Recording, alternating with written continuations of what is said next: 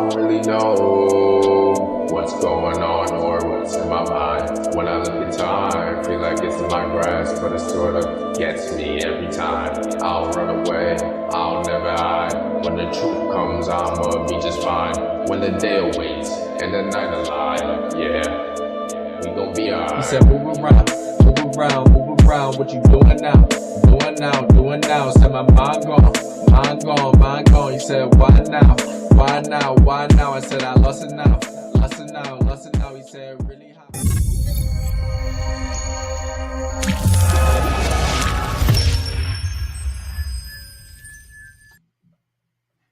Shalom, family. Welcome to another episode of our show where some of the brothers from the body of Christ Church. And as always, it's a blessing and a pleasure to come out and bring forth the words of the living God to his people. And as you can see the title, we want to continue with this topic we've been hitting. And the more we go down the rabbit hole, the deeper the rabbit hole gets. It's the Anunnaki, the new age sci-fi religion. It's a continuation of the Doctrine of Christ versus the Doctrine of Devil. It's like the fifth part we doing on this, and I was hoping this would be the last, but as I talk to brothers, man, there's so much more information that needs to be brought out about this, because this thing is spreading like wildfire. And as we look into it, it's a bunch of madness, and there's so much to expose. Because it's going into mysticism and witchcraft and Satanism, and is like I said, the rabbit hole gets deeper and deeper as we go down in it, and it's like a Pandora's box. Just so much information to bring out on this thing. But what we're gonna do this week, we're gonna continue from last week, because one of the things we was doing last week was showing you.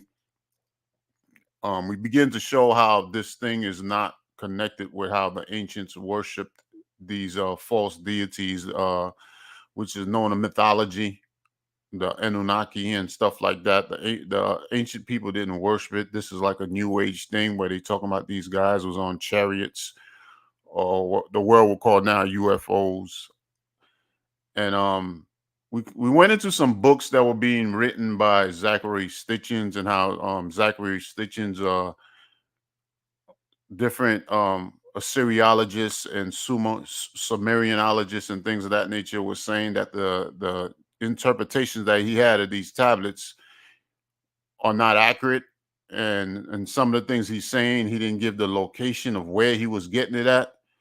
And it was a misinterpretation, mistranslations of the tablets on a lot of things he said. We brought out some information about that last class we did on this topic. And we also showed you some things about Billy Carlson.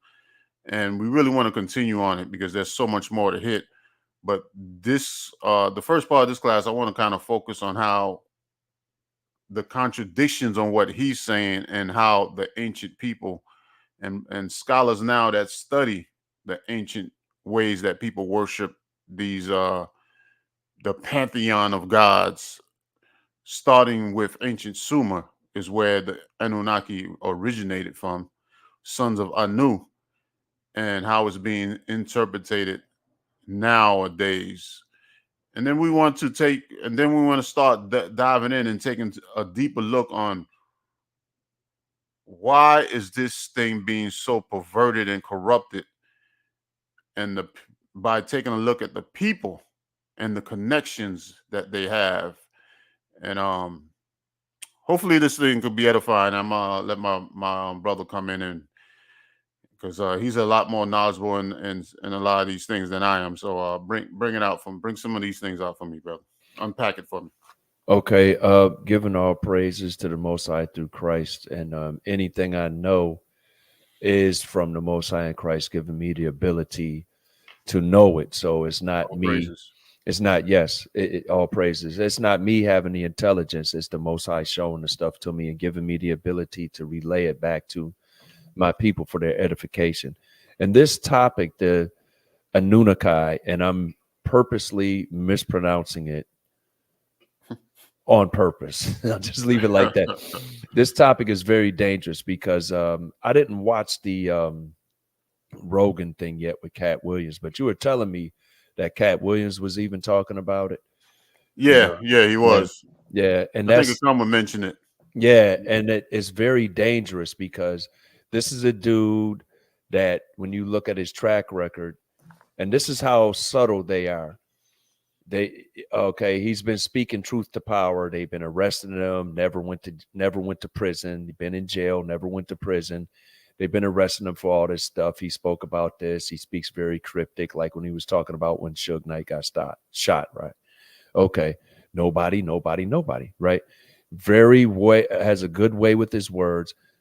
Now he goes viral for speaking the truth on Shannon Shay podcast. And now he's on Rogan. Now he's talking about it. Now it's getting more traction.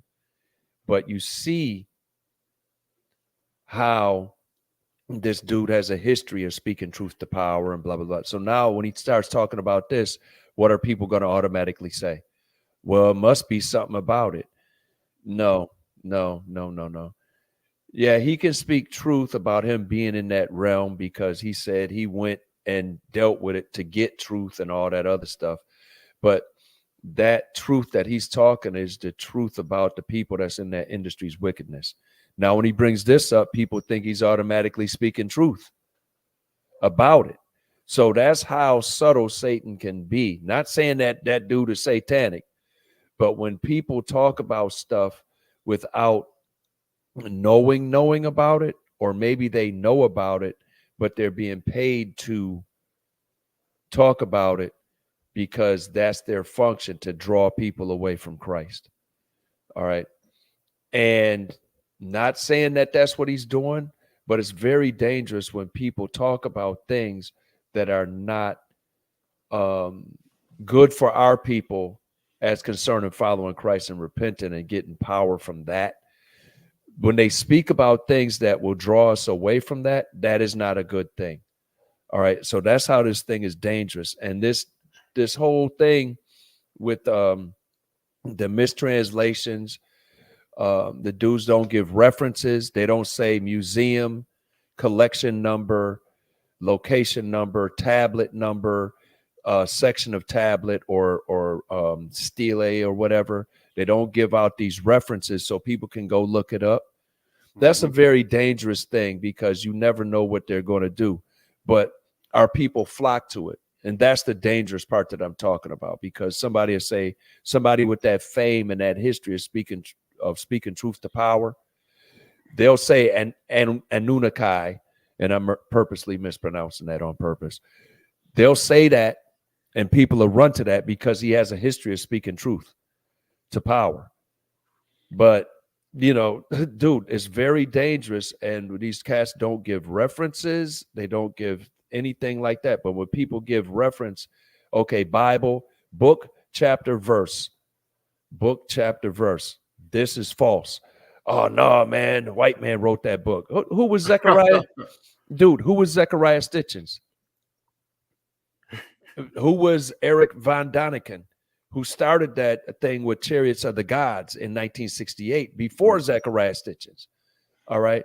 So who started these doctrines that Billy Carson and other people are talking about? The white man wrote those books. You go on Billy Carson's website, Graham Hancock, Morals and Dogma, Manly P. Hall, Aleister Crowley. Wasn't those are recommended reading books on Forbidden Knowledge website, right?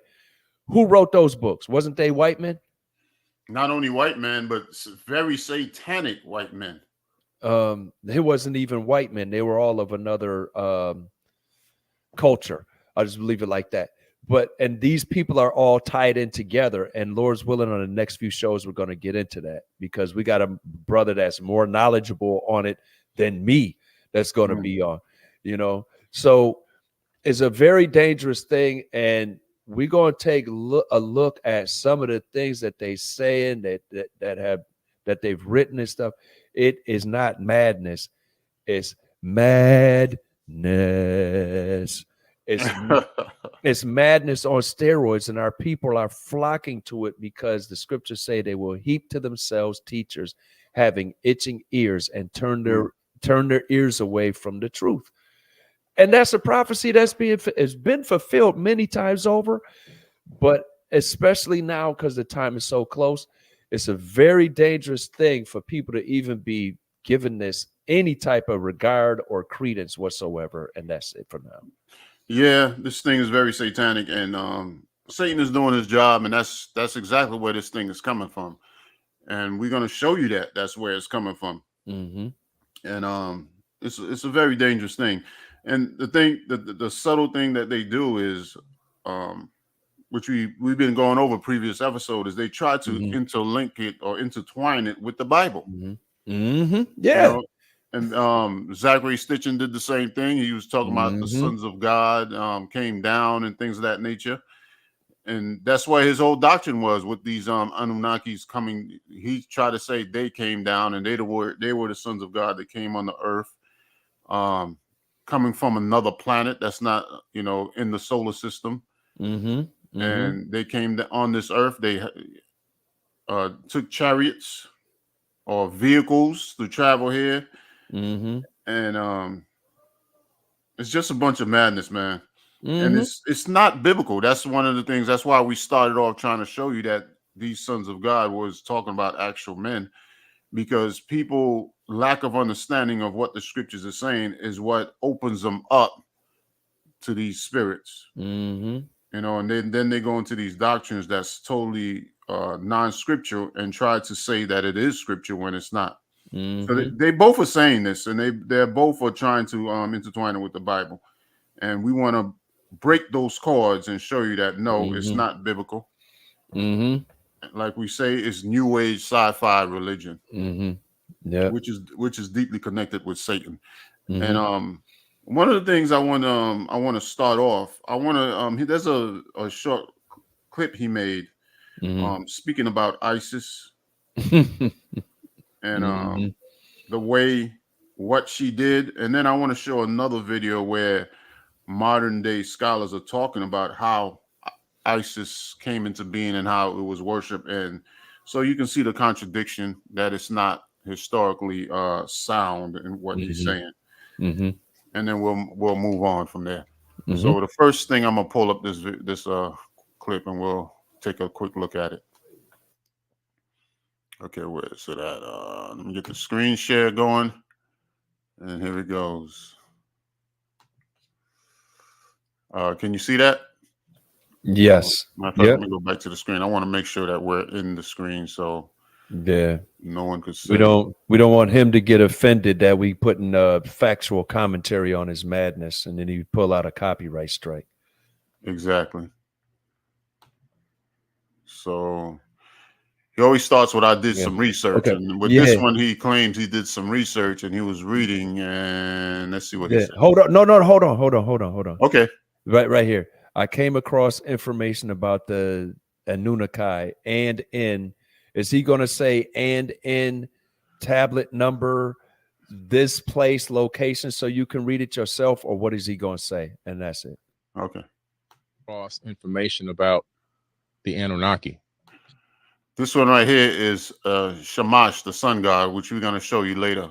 But just remember him. He's a sun god. In the Egyptian culture, they call them the Naturu.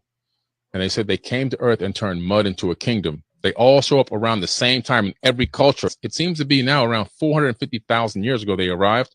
And about 200,000 years ago, according to the text, not me, they started genetically tinkering with human beings, saying they were adding their essence to them to get us to do the labor for them. So around 200,000 years ago, they started tinkering with us. And there's a So he's saying they came here, they were here, according to him, 250,000 years before they decided to tinker with human beings.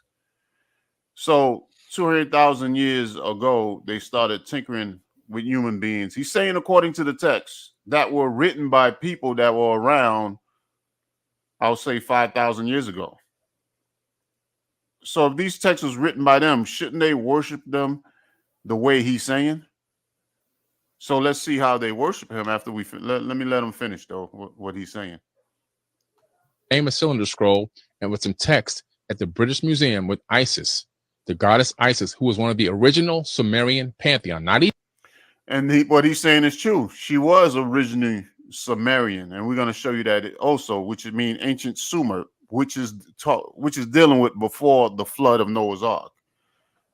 Before the flood, during the time from the time of Adam to Noah, is the time of the Sumerians, ancient Sumer. Mm-hmm.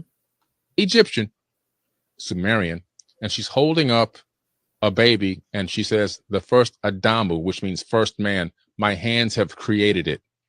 And she claims to have taken in the text, taken this baby to term for 10 months in her own womb to create the more modern version of Homo sapien sapien.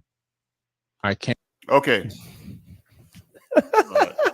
Dude, his mythology don't even agree with the mythology. Yes, and that's what we want to show. All right, let me pull out this other video real quick. But you know, it's a shame how you can captivate people with large numbers and deeply sounding statements, because I'm not going to say facts, deeply sounding statements. Now, where did he say, I found in my research and in this location, it's at this museum or this collection, you know, they let me see it. I was doing my own research and I translated it and I found out, and this is where it is. So you can go read it for yourself. Where did he say that? Is he giving references, or is he drawing stuff from out of his jacket pocket and just spouting it off like it's going to captivate people? And why is he sweating so much? So let me play a quick clip of what some scholars nowadays are saying about the ISIS and the Egyptian way of worshiping their gods, and see if it connects with what he's saying.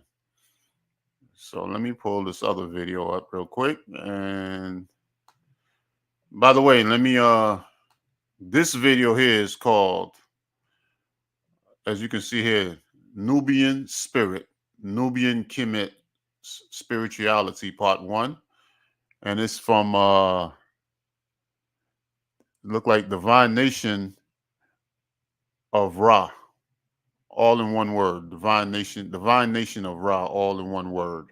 Yep. And I'm gonna play from 00 minutes to about 1 minute and 33 seconds, and then I'm gonna jump. I just want to give out that information. If anybody want to go look at it themselves, they can go look at it themselves or look at the whole video, and we're gonna try to give some commentary on it so we don't get no strikes on it. African systems, be they in Kemet, be they in Nubia, or be they in Kush, the male god has an equal and opposite female god. We see this representation in all African cultural systems that flow. Every Netcher in Kemet had his female counterpart. So I reference a Sar and a Set. They were Netcher who complemented each other. They were co-equals. They are usually together in families, producing children. We have a man and a woman and a child produced as the union.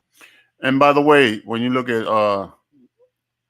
he gave the what they would say is Kemetic name for him, but the Greek name for it is basically Horus and Isis, or Osiris and Isis is the first two. Then they had the son Horus, which was the Greek name, which modern people know the Greek name because we're under Roman Greco rule. So Osiris and Isis is who he's referring to, which were brothers and sisters when you go into the genealogy. Yeah. I can't even say genealogy, wrong word. The family tree. Yes. Yeah. We can pull that up if we did last week. We did last time. Yeah. All right. Yeah. Let me let's listen on. It's going to bring out more information about it. Yeah. We tend to think of the deities as a family. It's not quite so biological. It's more religious. In the beginning, there was only Noon, the original ocean of chaos that contained the beginning of everything to come. Ra, the sun, was born and appeared to rise from the surface of the water. So this is what creation, how they were created. Ra came out of the water. It wasn't, he didn't come down in a UFO from another planet. He came out of the water. This is what they believed. Okay, hold Ra on, then gave hold on. First of all, we had the Trinity with the Father, Son, and the child. Then you got the fire and water, as above, so below, all of this stuff right here. And that's all through all religions, you know, and mythologies. Okay. But it has nothing to do with the ancient text that Mr. Carson is talking about. Yeah, and we know that a lot of stuff that they believe now in Christianity is basically coming out of Roman Catholicism, which Constantine is a starter of Roman Catholicism, which he was also a worshiper of sun god Sol Invictus when he made that conversion, when so claimed conversion into Christianity, but he intertwined the sun god worship with Christianity, which we have now in modern day Roman Catholicism. That's why a lot of these people say, well, you're plagiarizing. No, what's being plagiarized is Roman Catholicism is plagiarizing sun god worship and incorporating it into Christianity and saying it's biblical when it's not grounded in biblical beliefs. It's more grounded in Roman Catholicism. Yep. So let me continue. from the surface of the water. Ra then gave birth to 2 children, Shu, the god of air, and Tefnut, the goddess of moisture. Shu and Tefnut then had 2 more children, Nut, the goddess of sky, and Geb, the god of earth. So these individuals are brothers and sisters that are having children, but they're supposed to be gods. And if you notice, they personified them as things that were created by the creator. Yeah, things in nature, so called. Yes. And they all have their opposite counterpart or a companion counterpart. Like the dew and the moisture, it comes from the air, you know, because it's all this other stuff, as above, so below, all this, you know, companionism that's it's pervasive throughout a lot of dogmas. Okay. Nut, the goddess of sky, and Geb, the god of earth. And so with them the physical universe was created. From the union of Geb and Nut, 4 human children were born, and so the story of civilization begun. So what we see here, the 4 human children that they created, 2 of them was Osiris and Isis. So according to what they're saying, these beings weren't actually gods in the beginning, but they were actually human beings in the beginning. How they morphed into being gods is another story. So let me go up a little. And as I said, I gave everybody, the listening audience, this is on YouTube, the location and the name of the video, so you can go look at the whole thing if you want. This is it right here, Nubian Spirit. It's a very short video. It's only 8 minutes and 31 seconds. I would say it's very informative to see how these people worship this mythology. So I'm gonna fast forward to about 3 minutes and I'll say about 33 seconds, 32 seconds, and pick back up. Arranged in families. 3 of the most important Neteru in Kemet were Asar, Aset, and Heru. Or to give them the more usual names, Osiris, Isis, and Horus. These 3 deities originally came from Kush. Now, when you look at Kush, what they're talking about is the first empire that was set up in the Bible was ruled by Kush, Nimrod, who was a Kushite. And all these kingdoms on the world migrated out of ancient Babylon, which was ruled by the Kushites. And they migrated to their particular locations that they are now, and they took the customs of ancient Babylon, which was under the belief that was carried on from the Anunnaki, or that was being worshipped before the flood. And we went over that in the previous shows on this topic, how they migrated out of this area here. So that's what they're talking about. Hold on a second. Yeah. Cush was in Mesopotamia. Yes. Not before they migrated to the Nile River, which is what that illustration is now. So even this guy is a little off with history. But I mean, well, he's talking the later history, because we all know that the Egyptian, Kushite,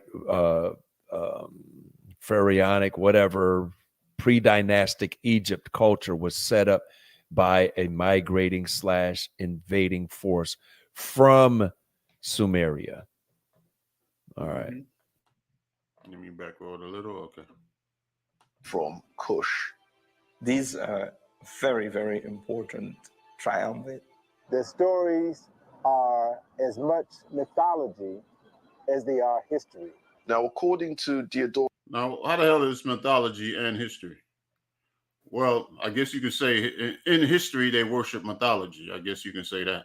Message. Siculus, who was one of the ancient Greek historians, Osiris was originally a community leader of very early Kush. He doesn't call him a king of Kush, but he makes. So you see this? Osiris, known in Greek as Osiris, or Ashar, pardon me, Ashar, known in Greek as Osiris. So he's saying he was, they basically describe him, if you think about it, it's like kind of like the first Adam and Eve from the description they given, but at the same time, there's other people on the earth, because they're saying that he was a ruler or a wise person. That, matter of fact, I'm jumping ahead a little. Let me hold on one second though before you jump ahead. As of 2017, this dude in this picture right now is not so dark skinned, and I'm just gonna leave it at that. Who you talking about? Him right here? Yeah, they've been painting over the faces of the skin color of the Egyptian gods.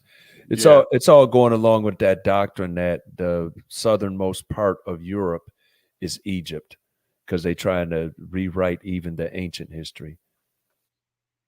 Okay. Kush. He doesn't call him a king of Kush, but he makes it quite clear he was a leader. Asar is regarded as the founding father of Kemet. He unified the two lands. He established the first nation state in the recorded history of humanity. He is said to have introduced writing, the writing which the ancient Kemites referred to as Medu Neter, or the writing of God when it was written, or the words of God when it was spoken. He is also said to have introduced agriculture and theology. Also decided to take civilization to certain parts of the Nile Valley, as well as to other parts of the world. Asar married a beautiful Nubian woman by the name of Aset, who was his co-regent, not his inferior, his co-regent. And when Asar decided that he was going to travel to other parts of Africa to share his technology with his brothers and sisters on the continent. So there you go, another statement letting you know there's other people around, and that they are actually human beings on Earth. That's what I'm getting from this. Unless if you see something different, you please bring it out. I don't know, bro. I don't know. I wonder why so many Egyptologists have trouble with women, but the people that they're worshiping and talking about don't. Yeah. He left his wife Aset to run their nation. And he was very successful, very admired. And this provoked the jealousy of his brother, Set.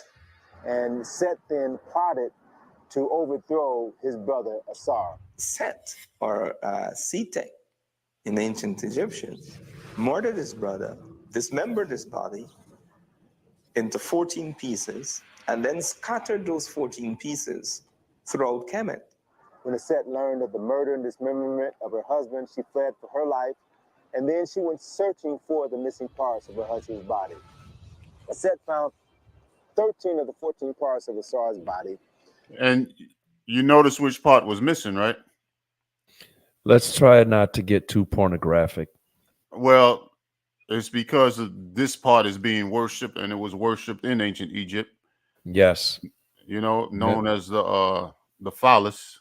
Yeah, and a lot of people don't know the Ankh, the symbol of life.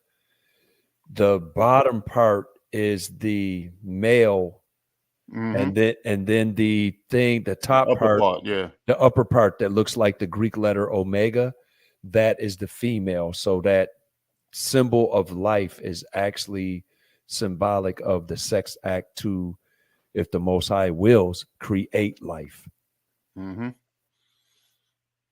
Okay. So that missing part was being worshipped all throughout Egypt for a very long time.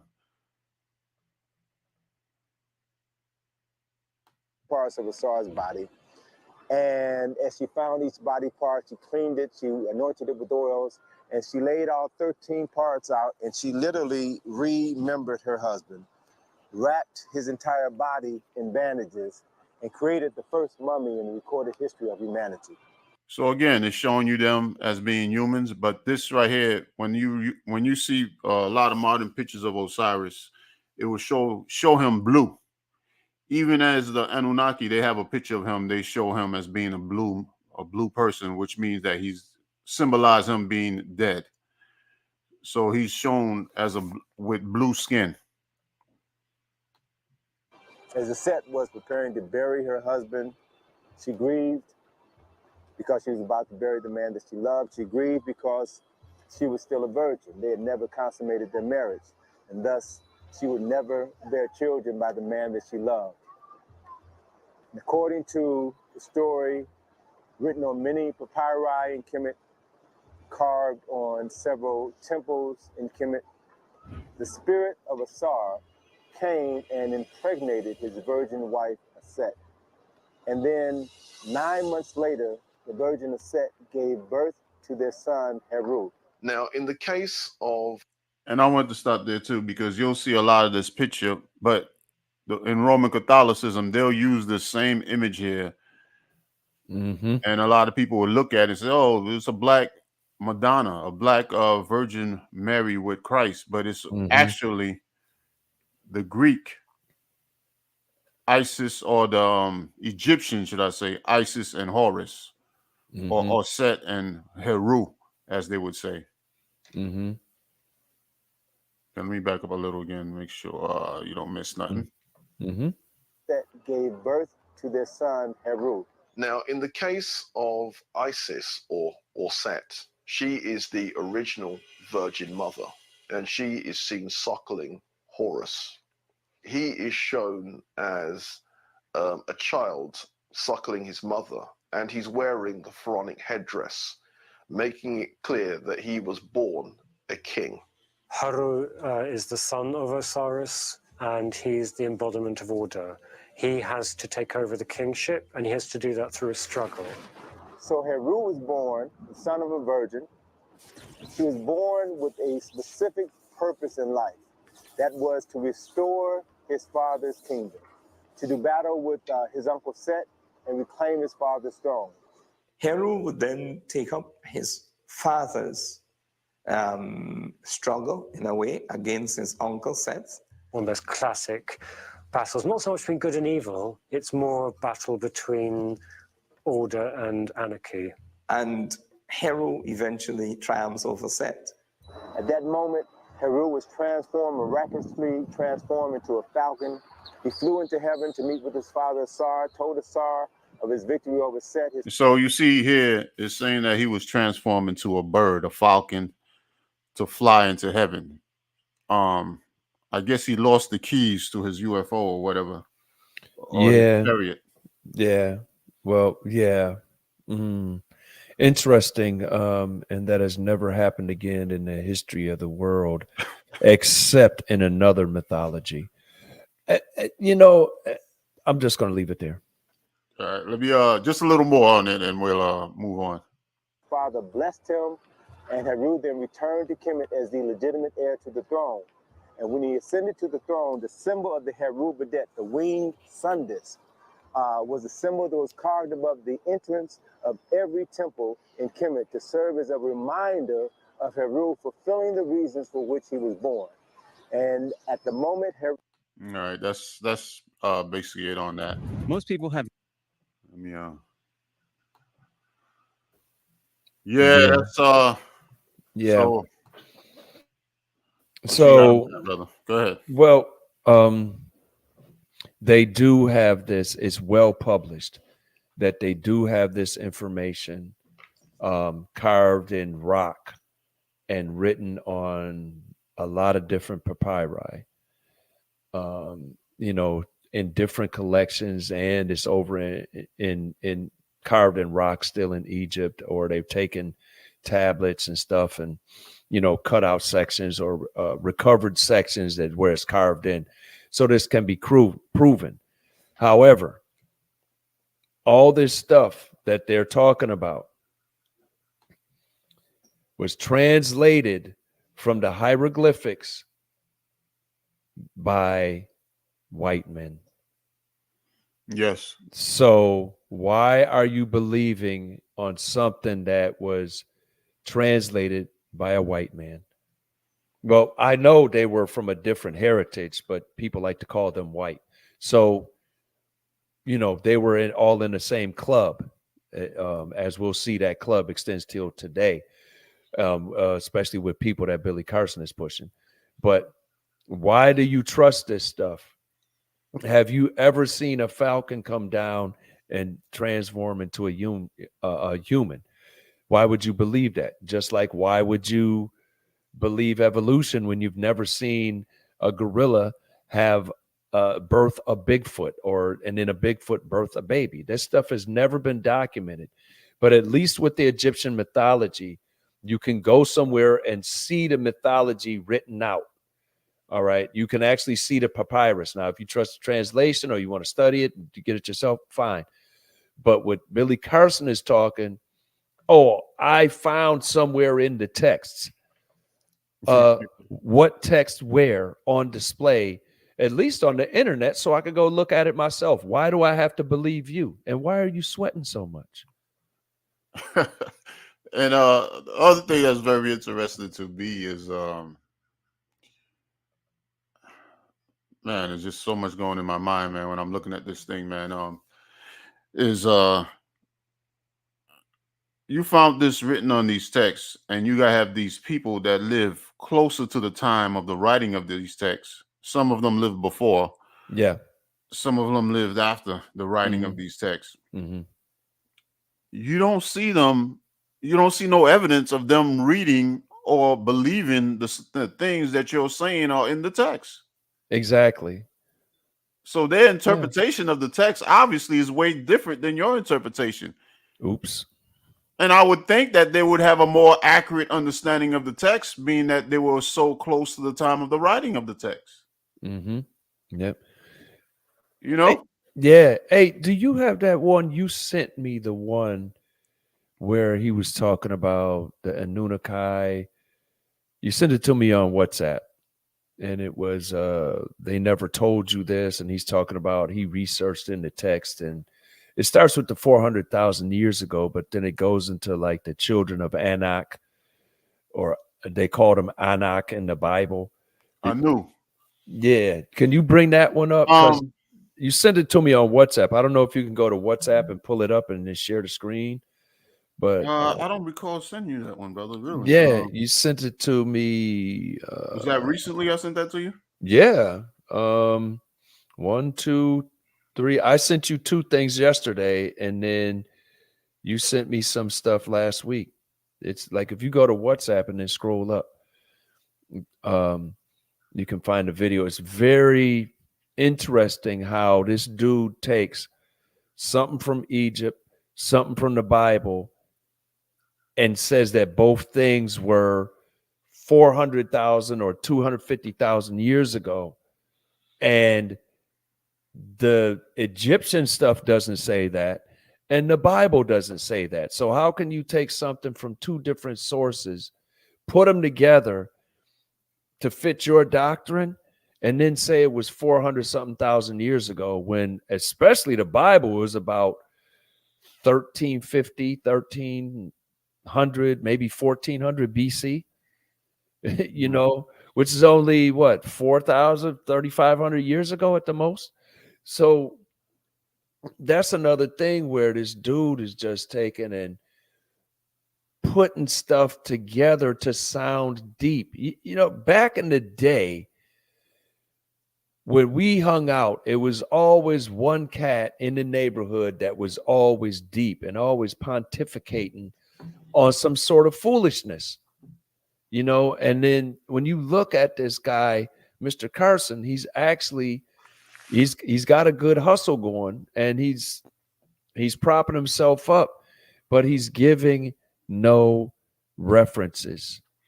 He has he studied the translation or how to translate? Who is he studying from? Can he at least say where, on what stone, or in what text, located what paragraph or page number or stone number, or in what collection, and or where this stuff is, so people can research it ourselves.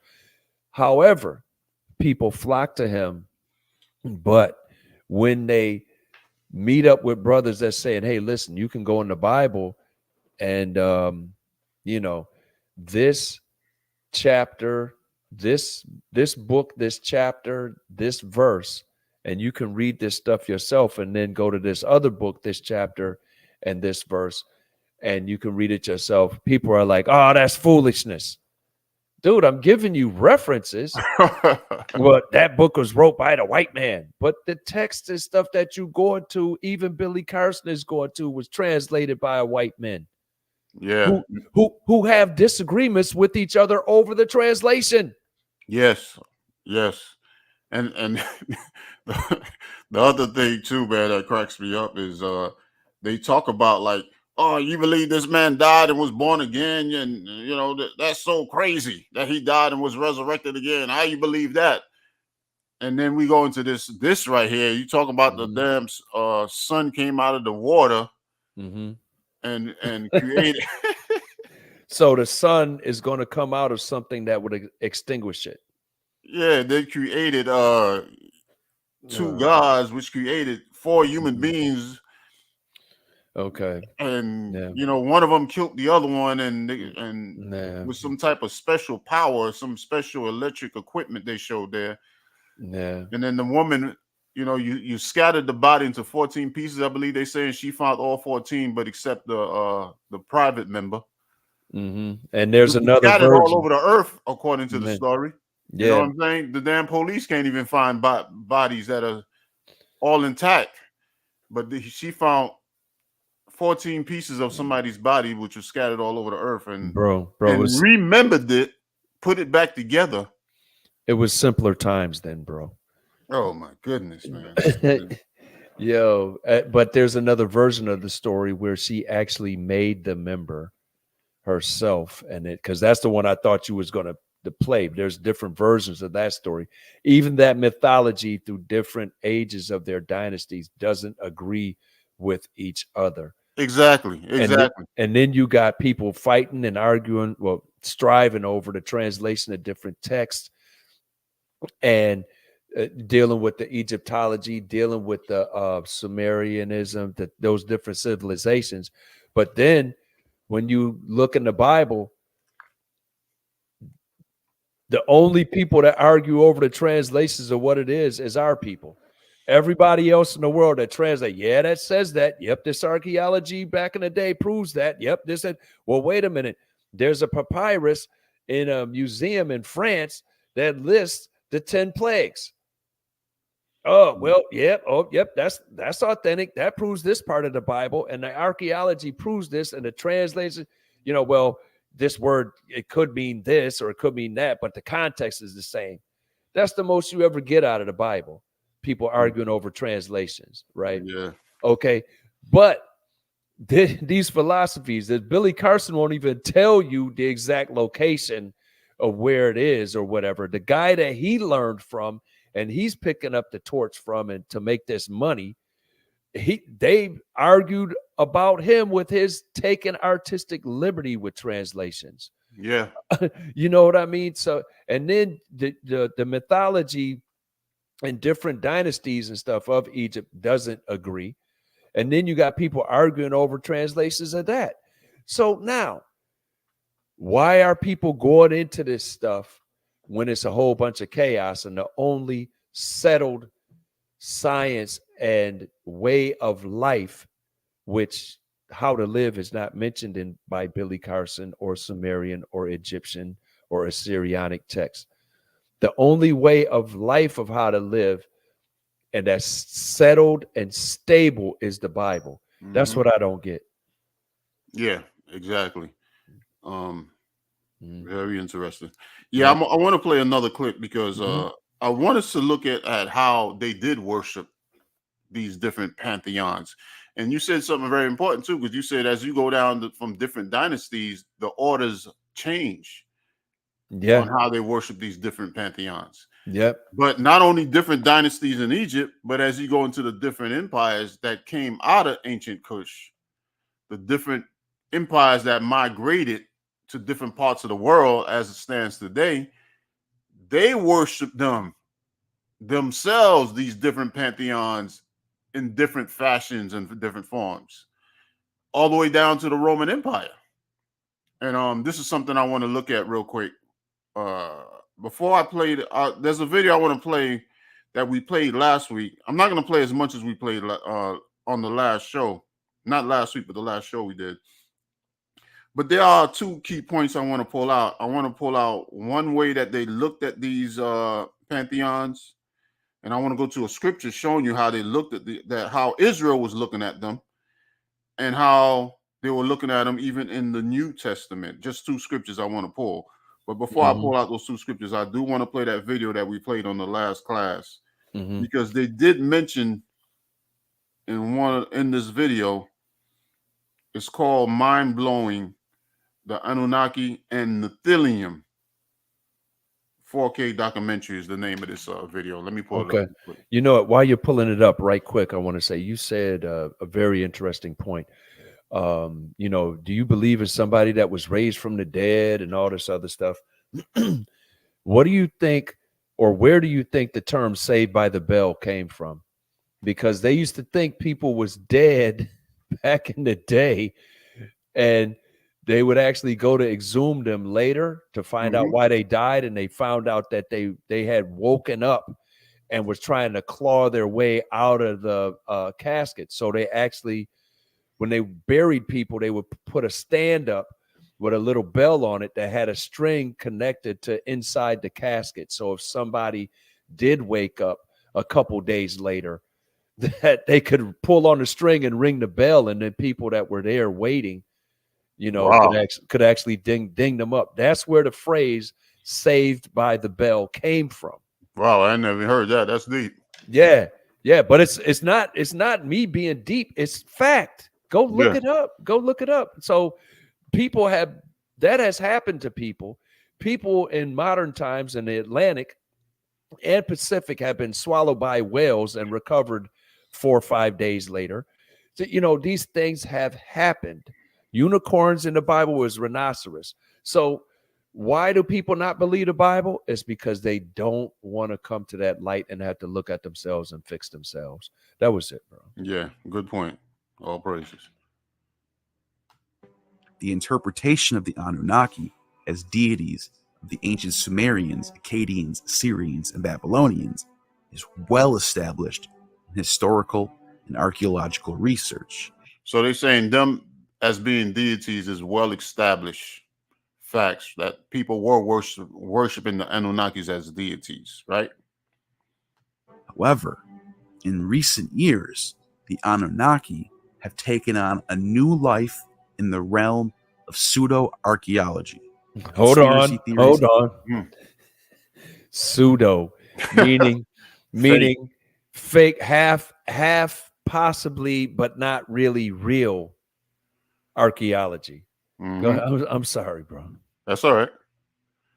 Research.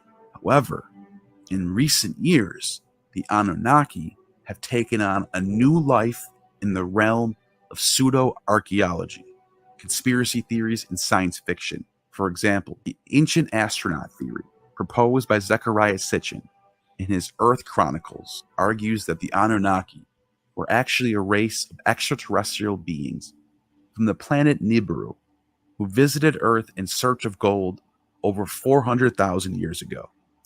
According to Sitchin, these beings genetically engineered Homo sapiens as a worker race to mine gold. Zechariah Sitchin also And like you were saying, he was the one that translated. So you talking about the Bible written by a white man, where you guys that are following this stuff, this is who you following. Mm-hmm. And as you also said, there was another so-called European of Eric Von Von Daniken. Von Daniken. Von Daniken, Yeah.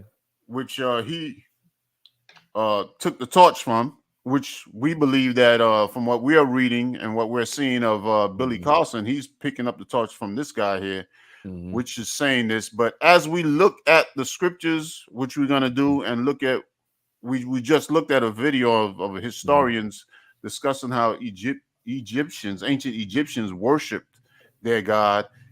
It totally contradicts what any of them are saying with this ancient astronaut theory. Yep. And one thing right Anunnaki quick. were a race of One thing right quick. That Eric Von Daniken is the guy that wrote Chariots of the Gods in 1968. And then Zechariah Sitchin came from him. Billy Carson apparently comes from him and takes the same artistic liberty as the two people before him. Okay. As a worker race to mine gold. Zechariah Sitchin also posits that the Anunnaki were a race of extraterrestrial beings who visited Earth and genetically engineered humans. For over a half a century. Okay, I want to play one more part, because I want to play this part. Like I said last time, they're wearing funny costumes on to say that people who are saying this are just as crazy, hat wearing people. Yeah, because it's not documented. And then we went Lord's will, we're gonna in the future we're gonna take a look at where these people's Zachary Sitchin and somebody like Billy Carlson, take a better look into them and their belief system. So okay, let's check this out. Claims. So the problem with this, apart from taking a myth as literal fact and believing that the gods were actually aliens that genuinely came to Earth and genetically engineered all humanity, the problem with this is that the goddess Inanna is very often conceptualized as the planet Venus. Oh, okay. When she says the goddess Inanna, she's the one that was worshipped as Ishtar or Estoreth or different pronunciation. The Grove is one of the words that were used. And what she's bringing out, which we're going to show you, is that she was worshipped as a planet, not a astronaut, but as a planet. From taking a myth as literal fact and believing that the gods were actually aliens that genuinely came to Earth and genetically engineered all humanity.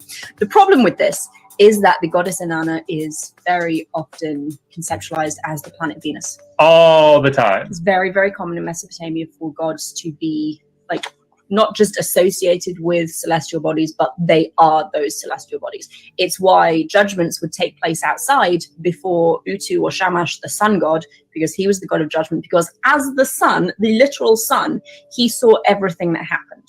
So he would know if you were telling the truth and he would know if you were lying. So Inanna is not flying over the Earth in a rocket ship. She is the Venus star. Where the Venus star She's at? the planet Venus. Oh, it's up there. Yeah, that's Inanna.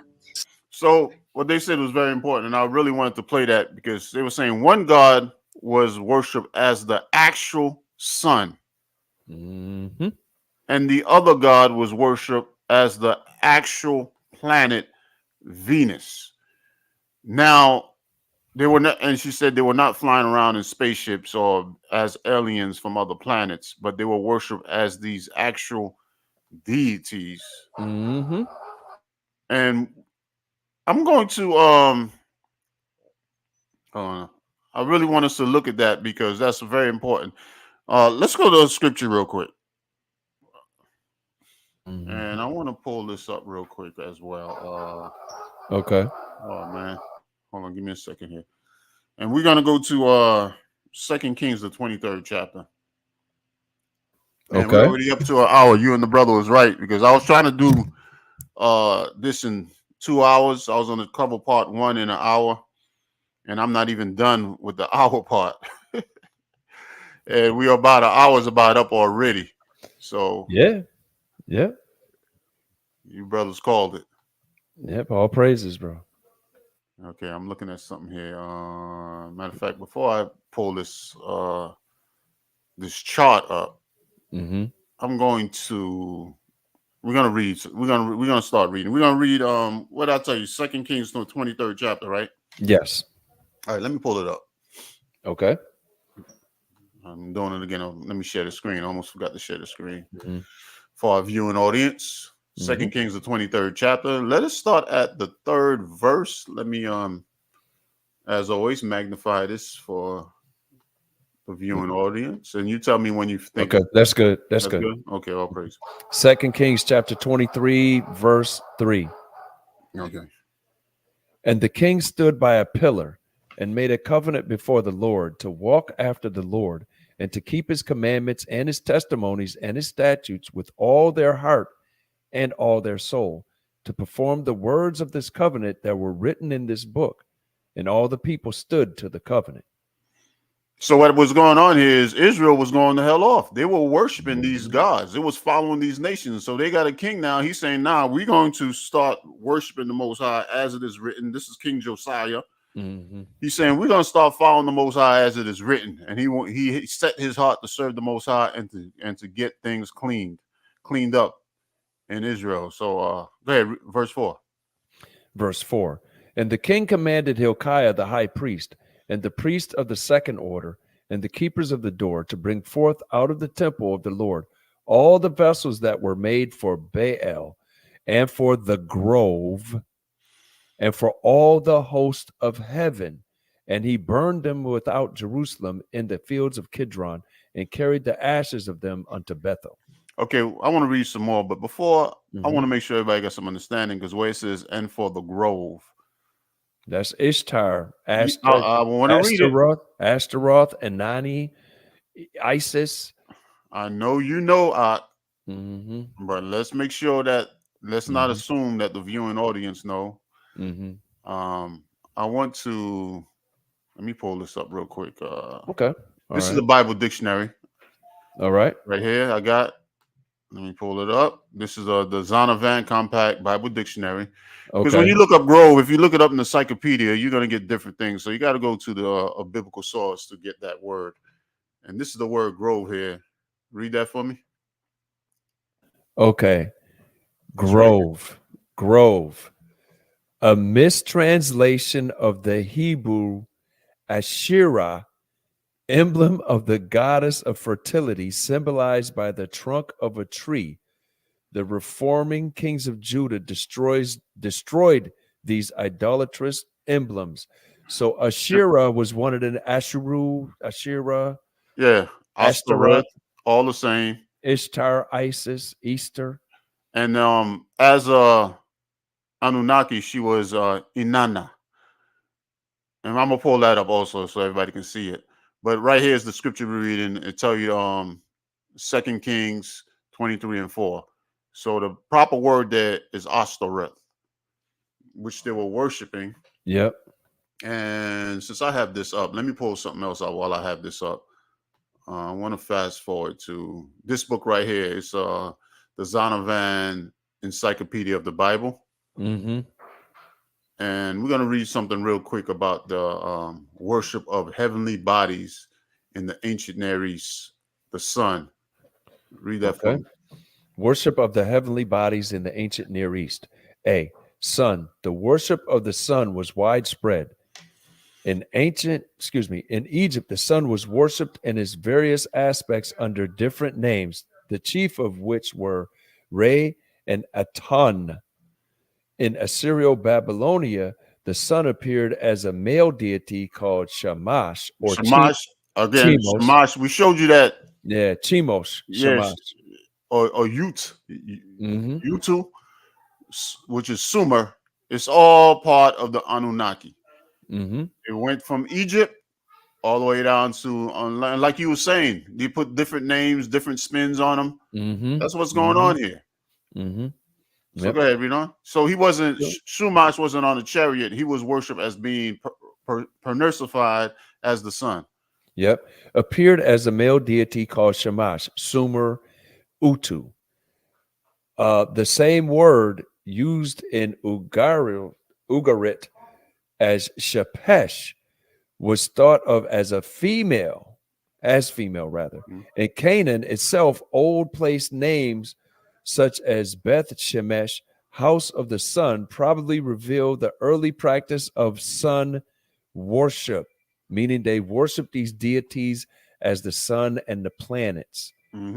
At Ugarit, this practice may have taken place on rooftops, just like in the Bible, it says they went to the high places, like up in the mountains to worship. Yeah. All right. And they did the same thing. They worshipped on top of their houses. They just want to get as high up as they can. So that's why it refers to it as high places in the Bible. Thinking they're getting closer to them by being on a rooftop. Skyscrapers, huh? At Ugarit, this practice may have taken place on rooftops, as is mentioned in the Bible. The fact that Shemesh was called a chariot rider in Assyrian text might explain the placement of horses and chariot at the entrance of the Jerusalem temple as idolatrous sun worship. But it goes back to who was that? The goddess Ptah appeared as a chariot to carry the sun through the sky, I believe. But she was symbolized as a calf with a female calf with horns. And we're going to show a couple of pictures of different kingdoms worshiping that god with shows rays coming from behind his head, and he has a chariot and a bunch of horses. They say he went through the skies daily as the sun rising, but he was not in a UFO. Yeah, he was not taking a chariot from another planet to here. He was going through the sky to carry the sun, or the sun was riding through the sky. Yeah, and if he had his own UFO, why they had horses? What you're gonna read? This is 2 Kings 23rd. It'll show you right here where we at, but this is the 11th verse, and it speaks of that, and we're gonna go through that for the viewing audience. Okay. So let us. There's something else I want, but before I go back, let me. You know what? Let's read one more verse, and then there's some other stuff I want to show on the screen. Okay. What do I do with this? All right. We're gonna go back to 2 Kings. What verse we stepped off of? That was what, the fourth verse? Fourth verse, yes. All right, let's read verse 5. 2 Kings 23, verse 5.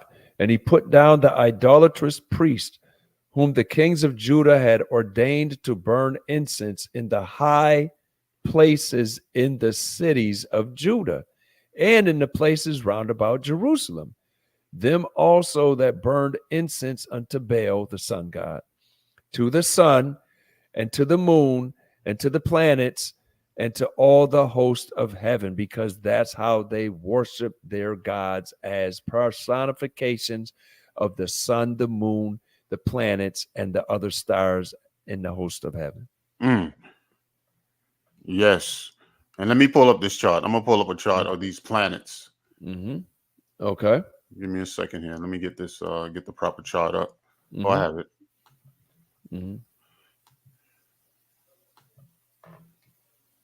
Okay. And can you see that? Yep, full screen it. Yep, there we go. Now you see right here, Jupiter. Yes. Which one is Jupiter? Marduk, right? Murdoch. And you see up here it says the Anunnaki. Yeah. And it shows you that the two top ones, which is Anu and the mother Earth, Ki.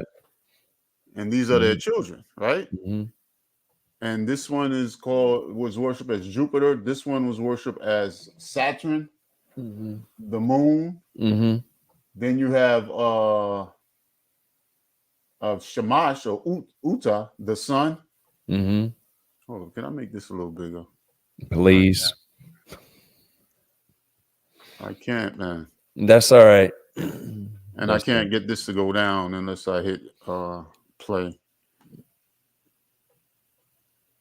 And that's why I didn't want to hit play, because it moves. Yeah, that's all right. Don't worry about it, bro. Just leave it like that. All right.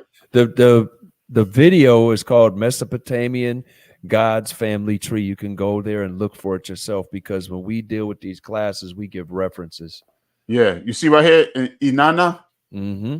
or Inanna. Yep. Inanna. Ishtar. It says Ishtar under it. Yep. And this is you can tell this is a Anunnaki. Mm-hmm. And it says Venus. Wow. Then Tumas, which they worship as well. Mm-hmm. And so Tumas is also in the family of the Anunnaki. Yep. And you got Mercury, which is known as wisdom. Yep. And he's also the line is here covering his name. I can't move that down. Yeah. Then you got Mars over here, the god of war, Nergal. Mm-hmm. So this is basically a precursor of Greek mythology. So you went from Sumerian, Babylonian, Egyptian, Assyrian, Egyptian again, and then Greek, basically. Well, the Greek and the second Egyptian was at the same time, competing, I guess. But then when the Greeks came up, they just adopted all of these things and put it in their religion. And then the Romans, and then Romans basically morphed into Roman Catholic. And then all of Black and brown people's religions were either absorbed into the Catholic thing, as the Catholics went, whether they were English, Portuguese, or French or British, they went around the world and absorbed little things into that religion, based on the things that the people of these areas in the world wouldn't let go. Like the rosary beads came from Africa and also from like China, because you remember the karate movies, you always had the monks with the beads, Buddha bless you, with the beads and stuff like that. So they absorbed that into the religion. Then over here from North Central South America, they absorbed different things as well, but they spread their religion. And then guess what? The religions of today, for instance, Protestant, Lutheran, Calvinist, Baptist, Kojic, all of that stuff comes from that Catholic overlord religion that was, it wasn't actually biblical based. It came from Roman, came from Greek, came from Egyptian, came from Sumerian. So it's the whole same mythology, because when you have like different saints and stuff that you pray to for deliverance or for safe travels or stuff like that, people used to pray to different gods that represented planets that had the ability to give you success in travels or wartime or whatever, different things like that. You pray for wisdom to this saint, but they prayed to this planet back in the day that had these characteristics that was named this god. It all goes back to eliminating the Most High and Christ of the Bible, who you are supposed to pray to for wisdom or safe travels or things like that. It's all an escape from that, because with the Most High and Christ, you have to look at yourself and get yourself right and live right according to their dictates, so that you may have your prayers answered. All right. Yes. With this stuff, you just didn't. You just had to pray and pray money and observe, and you could live how you wanted. And something you said too about they prayed to these different gods for different things. You see that in Roman Catholicism, but they try to clean it up. They don't say it's gods, but like you said, they say it's saints. But it's the same thing. Yes. They praying to these different saints, which is similar, very similar to what they did, but they call them gods instead of saints. Exactly. But what we're supposed to deal with is directly with the Most High through Christ. Period. not the Virgin Mary and all this other stuff. That's all going back to the same madness. Period with a T. Yes.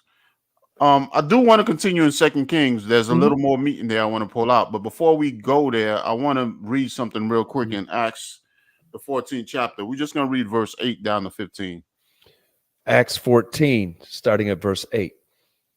And there sat a certain man at Lystra, impotent in his feet, being a cripple from his mother's womb, who never had walked. The same heard Paul speak, who steadfastly beholding him and perceiving that he had faith to be healed, said with a loud voice, Stand upright on thy feet. And he leaped and walked.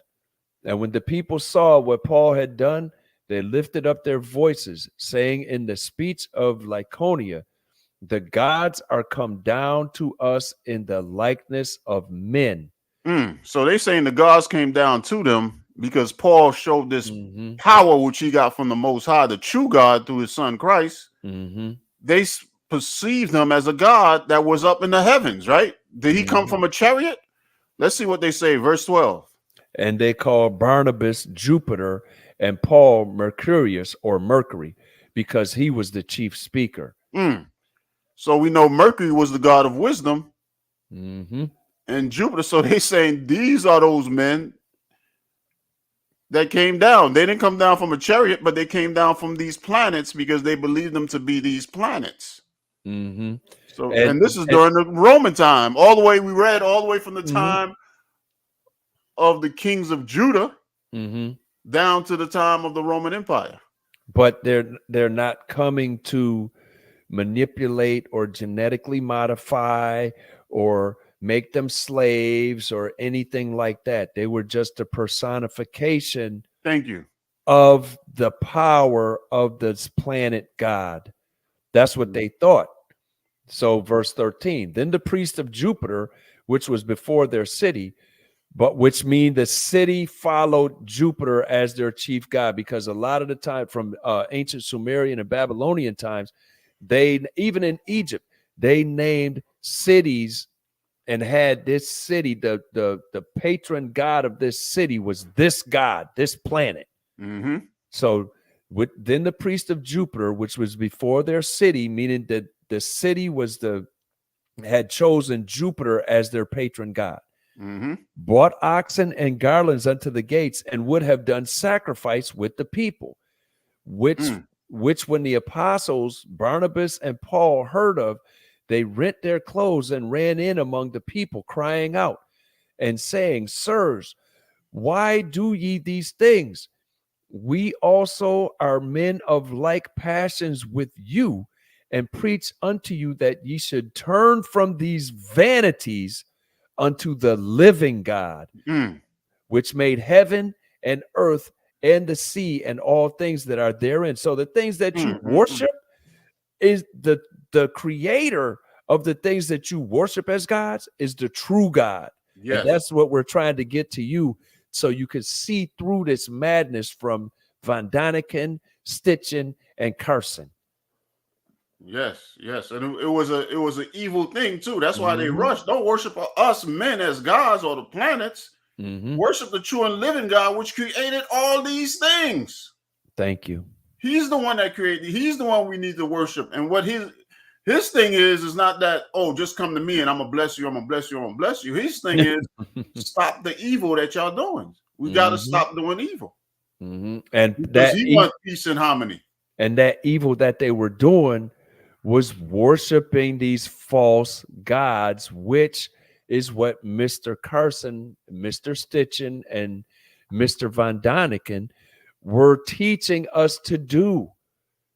They were teaching us to worship different personifications. Well, this Anunnaki did this, and that Anunnaki did that, and they created this, and they have the power of that, and they have wisdom, and they have warlike qualities. No. All of that stuff is in the Most High through his son Christ. And that's how we're supposed to get with the Most High, is through Christ. But we have to examine ourselves and repent from this madness that is being taught out here in this world even today. Yes. So let's go back to 2 Kings 23, right? 23, and let's read verse 5 again and read on down to 7. Okay. 2 Kings chapter 23, starting at verse 5. And he put down the idolatrous priest, whom the kings of Judah had ordained to burn incense in the high places in the cities of Judah, and in the places round about Jerusalem, them also that burned incense unto Baal did the offerings, unto Baal, to the sun, and to the moon, and to the planets, and to all the host of heaven. So they were worshiping all these pantheon of gods. So go ahead, read on. And he bought out the grove. The grove, that's going again, Ishtar. misinterpretation to Ishtar. And these things were in the house of the Most High. They put him in the temple of the Lord. See how they were going to hell off? And the idolatrous priests. So go ahead, read on, brother. And he bought out the grove from the house of the Lord without Jerusalem unto the brook Kidron, and burned it at the brook Kidron, and stamped it small to powder, and cast the powder thereof unto the graves of the children of the people, upon the graves of the children of the people. Because they were killing people and sacrificing them to Molech also. And he brake down the houses of the Sodomites that were by the house of the Lord, where the woman wove hangings for the grove. So that was for Ishtar. Exactly. And you see how the house of the Sodomites were next to the temple of the Lord? Because the Sodomites has a lot to do. You know, we've been saying this for a while. When you go into being Sodomites, into fornication and diverse things, it's all connected with idolatry and the worshiping of false gods. And when all these evils are interlinked. And the Sodomites is a modern translation, an ancient translation of that is male cult prostitutes, and where a man would volunteer the rest of his life to serve in the temple of Ashtaroth, Ishtar, Easter, Inanna, Isis. And what he would do was he would ritualistically cut off his member, or I'll put it like this, cut off his member in a ritual, and then become a prostitute that would earn money to be given to the temple for whatever the priest wanted. And it would would dress as a woman and use her body as a woman would with men as a prostitute, or with the ritual doer, the chief priest or whatever of the temple. They would get engaged in this ritualistic sex and do that, and they would do that as the service to the temple. But they would spend the rest of their life dressed and made up and looking like a woman prostitute for that purpose in that Sodomite house, where the woman made the hangings for Ashtaroth or Ishtar, or nowadays it's known as Easter because it got so-called Christianized. And stuff you're saying is these things are not new. It's brought up, dude. You want me to? We can post a website. I can look it up. I don't have it on my computer that I'm on now. Yeah, but we can put it up and put it in the description of a later video, or come back and I'll put it in the comments to this video. So basically, they were dealing with homosexuality on an all-time high level. Even tell you in Maccabees to tell you how they were having orgies in the temple. Yeah, but no, it's more than homosexuality at a high level. It's transgenderism. What we know is that today, but they're doing it for a religious purpose. Yes. I know the brother could come brings that out a lot too. When you read that's a chapter in Leviticus, I don't remember right now, where it goes into all these perverted laws against perversion. On how that's all connected with the worship of these the worship of these pagan gods, all connected with idolatry. But bro, it's in Romans 1. People walking around ripping the pages out of the Bible that have Leviticus 18 or Leviticus 20, but they ain't dealing with Romans 1 though. Yeah, and they try to justify these things, especially now. It's at an all-time high, but it's all going back into worshiping of Satan, and people don't even realize it. But anyway, let's jump down to verse 11. There's one more point I want to bring on to verse 11. 2 Kings 23, verse 11. And he took away the horses that the kings of Judah had given to the sun at the entering in of the house of the Lord by the chamber of Nathan Melech. So what? Nathan Molech, which is one of the names of the gods, by the chamber of Nathan Molech, the chamberlain, or Melech, sorry, the chamberlain, which was in the suburbs, and burned the chariots of the sun with fire. So they had horses and they had a chariot for the sun god, which we read about in that in the encyclopedia, the biblical encyclopedia that we read on how they had chariots for the sun god. Now, why would they need chariots for a sun god if they understood that this man had his own chariot? Because the fact of the matter is he didn't have his own chariot. And I want to pull up some pictures of these different sun gods, which they worship with having these chariots with the sun rays behind their heads. And as I said, this thing went to a lot of different empires, because you also have they show you that the Indians did it. You know, South Americans, Inca, Peruvians, what was it? The Incas and the what was the other ones? Quetzalcoatl, I think. No, that was Mexico, but it was ones in it was South America and in Mexico. I went to this one first by accident, but since I'm here, let's just read this. This is one of the gods. Okay. Helios, the ancient Greek god of the sun, represented as driving a chariot across the heavens, identified by the Romans with Sol. Yeah, which going into Solus Invictus. And let me go down here, because this is something down here I wanted to look at. Read this part right here.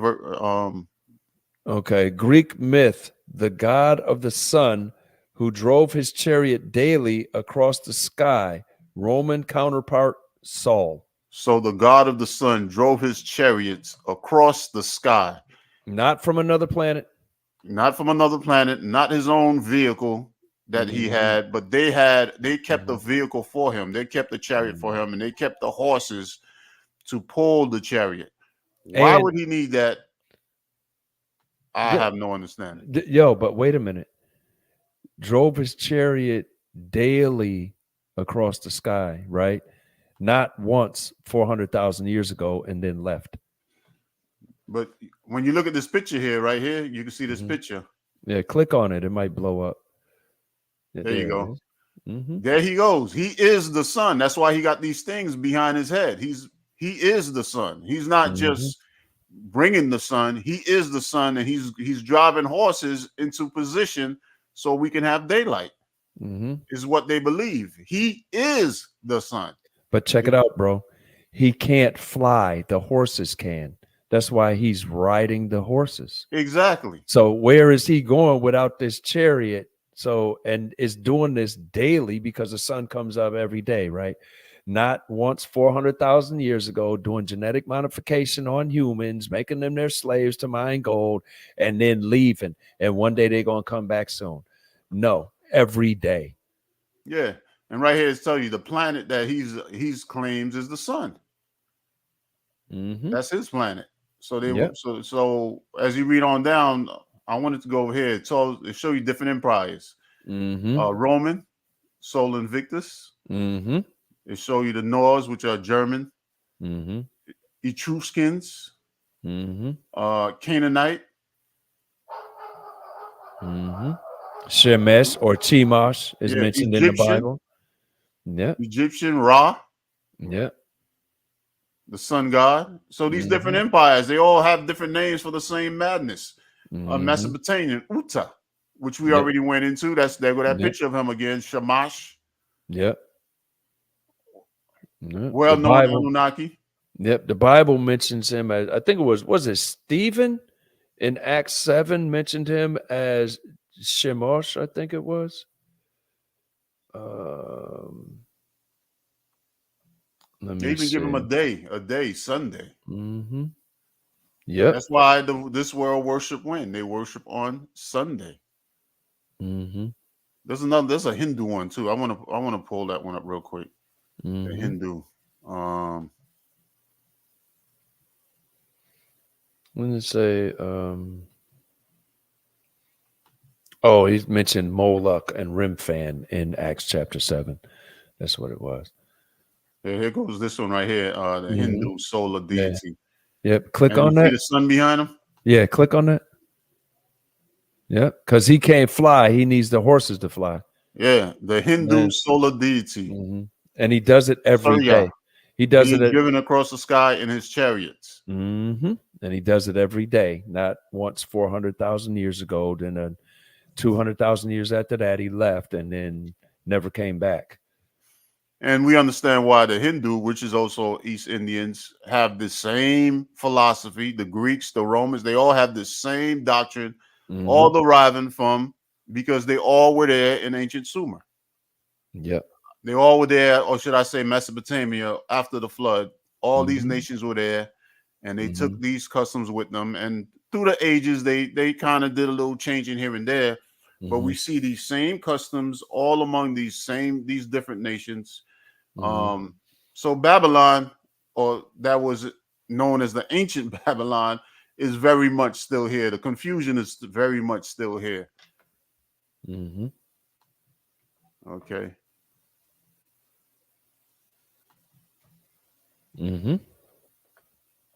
So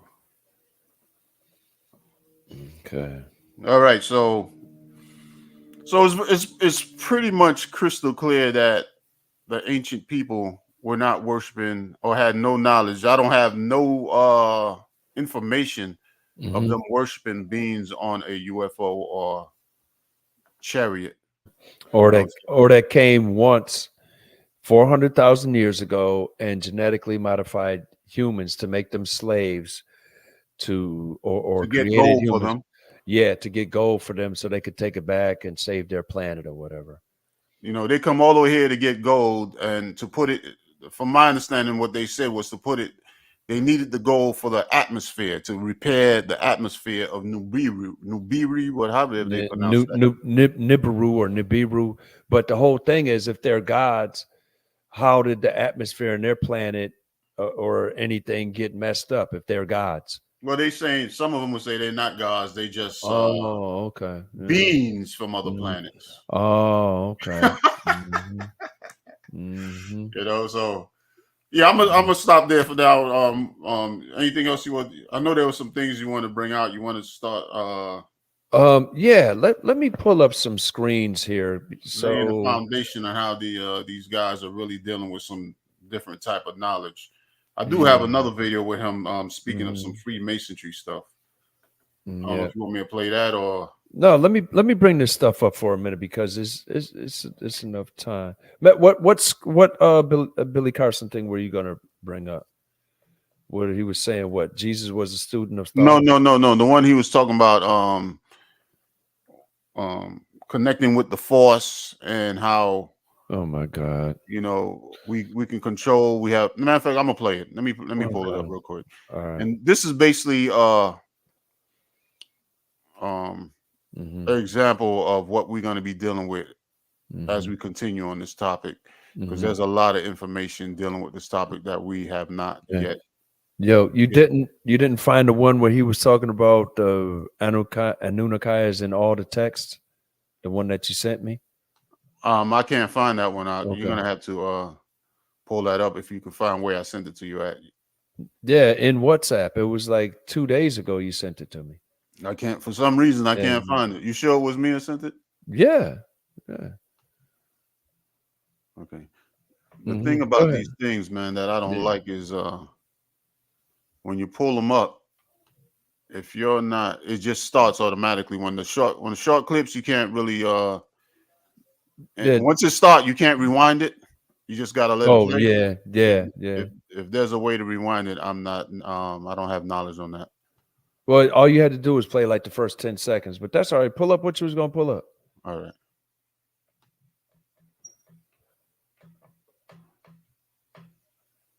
All right, here you go. Some of these, quote unquote secret societies that take it serious, not the ones that are just utilizing it for social gatherings. They understand the true, real power in it. They understand the frequencies. They understand the numerology that's involved. They know how to manipulate space-time continuums. They know how to create future realities by creating ripples now and watching those ripples play out to the end. They know all the synchronicities that need to happen ritualistically to make it unfold. It's pretty powerful stuff. I want to show people the power that's there and how people access it and make a decision to access this power to use it for darkness. There's a choice in this world. There's always a fork in the road. You can go this way or you can go this way. The force is always going to be the force. The force exists everywhere. It's up to the person how they decide to use it.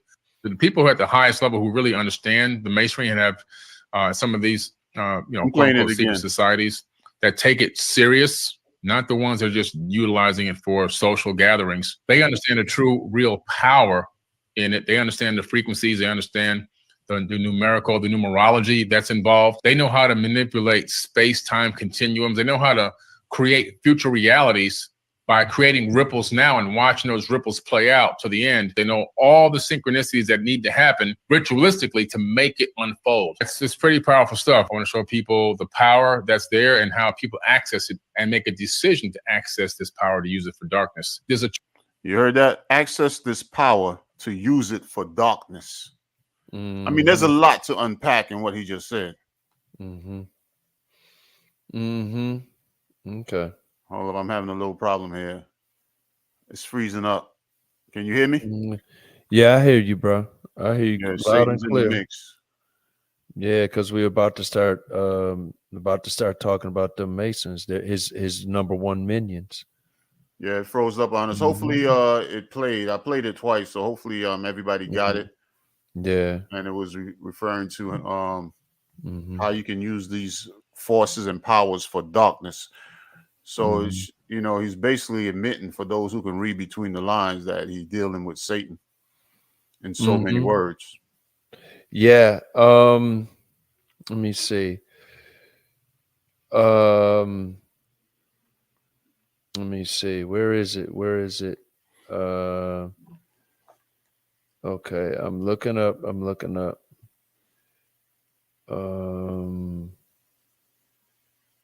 Okay, so the thing is, let me go into this right quick, bro. Because that's going to give us, that video you just played is going to give us an opportunity to go into the masonry. Because if you go on, like we pulled out in the last video, you go on his website, Forbidden Knowledge, and with Forbidden with a 4, and you look at, I think it's the About tab, and it's recommended reading. And you look, and he's got all these books, Aleister Crowley, Manly P. Hall, Albert Pike. Then he's got who is that dude? What's the name? Graham Hancock and other stuff. Some of the books I mentioned you shouldn't even have in your house. Yeah, because I wouldn't do. Yeah, because they're that demonic. So that's going to give us a segue into the next class where we talk about some of these things that's on this dude's website, and we're just going to look at how all of these guys that I just mentioned, Pike, Crowley, and Manly P. Hall, how they're all tied in together into different cousins of the same Satan worship. It's like different denominations. Like you can have Church of God in Christ, you can have Baptist, you can have what is that? African Methodist, Episcopal, but they're all different branches of Catholicism for Black people. All right. So and if you do a deep dive on that, you'll find out what I'm saying is true. But these things are the same denominations, but in Satanism, because these people, especially them and their culture and their ancestry, they can't worship the Most High and get any profit out of it. So what are they going to do? they're going to turn to his adversary, Satan, and they're going to worship him because, and they and their adherents have great power in this world because they worship the God of this world. Go to Luke chapter 4, and I think it's verse 6 right quick, bro. Because this is what these people do. They worship Satan, and they're given power and authority and everything in this world. And Carson is in amongst them, maybe at a junior Boy Scout level, maybe not. I don't know. But he's in there with them. So it's a scripture in Luke 4. I want you to pull that up right quick. And is Luke 4 and 6 or start at verse 5. okay.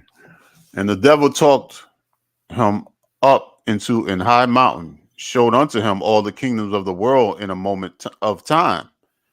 And the devil said unto him, all this power will I give thee, and the glory of them, for that is delivered unto me, and to whomsoever I will, I give it. If thou therefore will worship me, all shall be thine. So you think Christ is the only one that Satan came to with this? Don't you know about in the music industry, the entertainment industry, they talk about, who was that dude, Robert Johnson or somebody, that he couldn't play for nothing. Then they said he told people he met Satan on a dark crossroads, and he said, listen, I'll make you into a legend if you just sign your soul over to me. Yeah, And that's all throughout music, man. Many artists done said that. All throughout Hollywood, actors done admitted to that. Yes. You know what I'm saying? Yes. So now it's people that worship it. Now, this is also every Illuminati, New World Order conspiracy theory wrapped up into a couple verses. So why, like 25 years ago, was I watching like 400 something hours of YouTube videos when those videos were allowed on YouTube, and coming up with all this stuff? And they're like, yo, when I could have just read these scriptures right here. All right. All the power and the glory is given unto these people that worship Satan, because Satan is the God of this world, and he rules over the children of disobedience. Ephesians 2, 1 and 2, right? When we go, we walk in it, we glory in it, we get energy from it, and we feel the force of darkness. But doesn't it say in Proverbs 4, the way of the wicked is as of darkness? They know not at what they stumble. Yeah. That's the case with this dude and these adherents and all the other things, all the other people that's in this. Even though they have protection from Satan and they're uplifted in this world and stuff like that, they can't win permanently against those that deal with the word of the Most High in Christ. Go to 2 Corinthians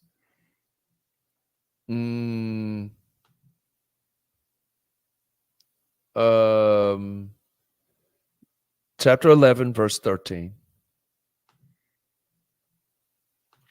2 Corinthians 11, verse 12.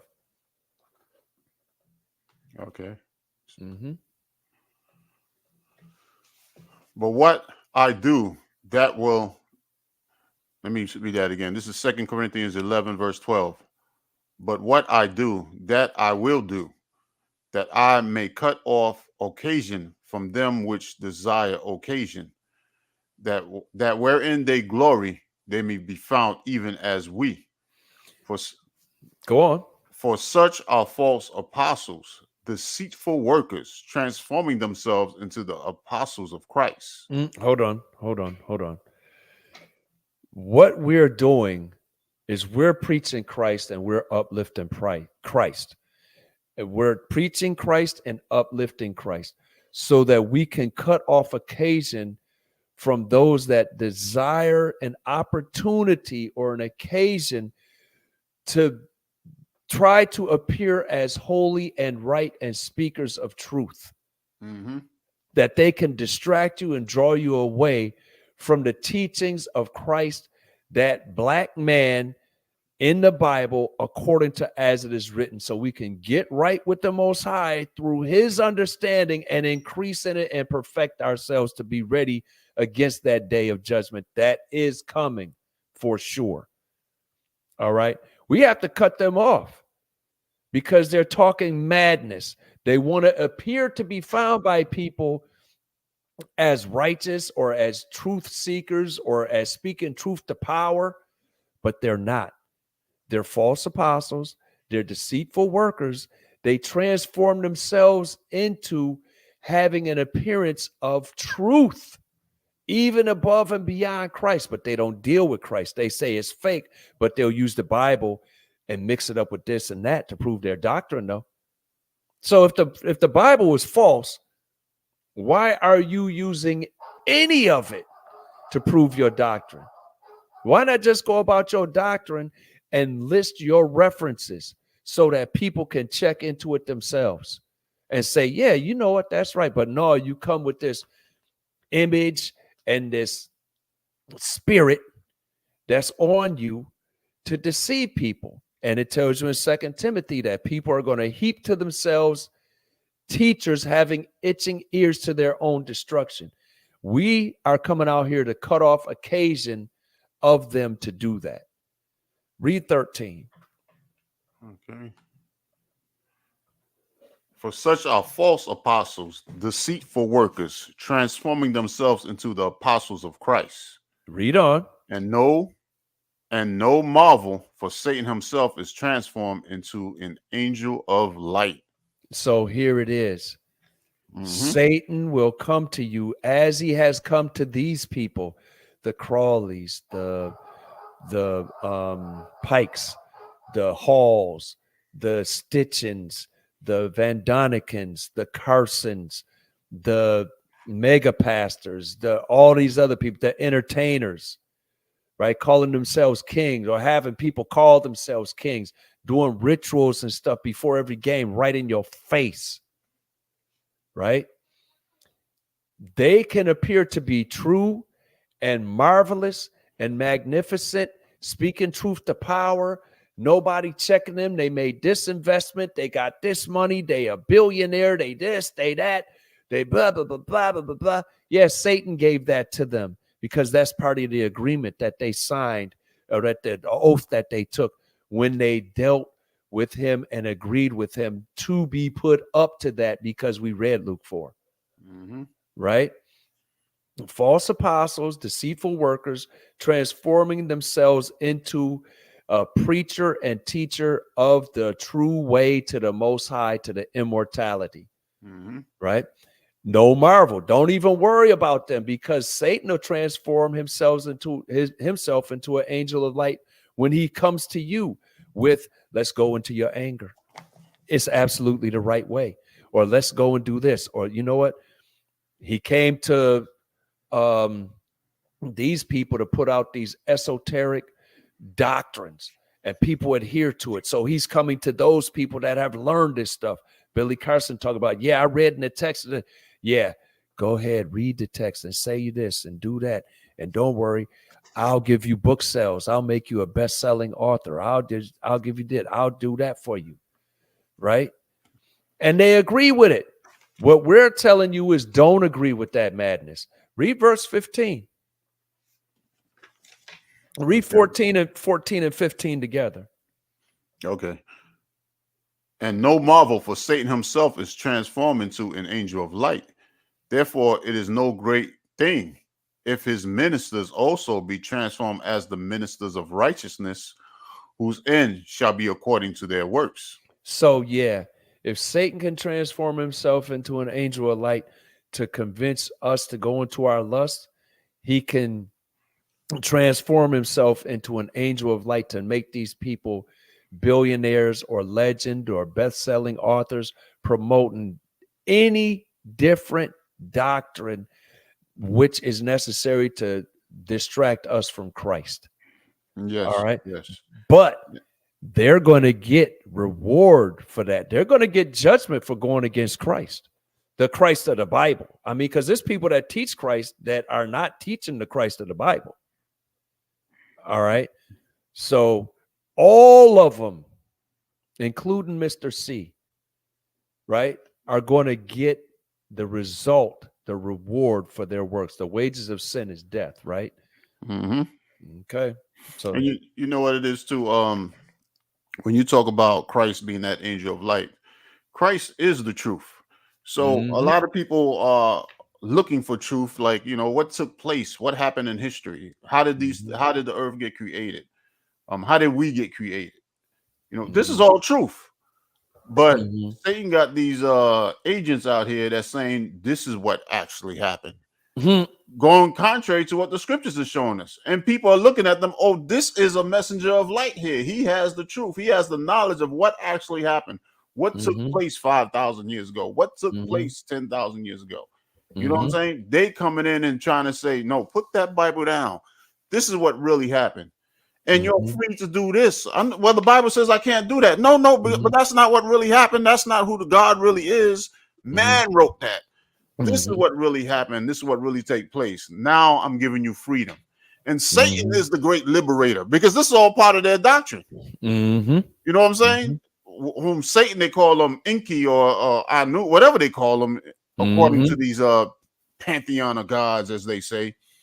They're trying to say, like, no, you're free to do this. You're free to do that. Satan is the great liberator. He liberated you, man, humans in the garden.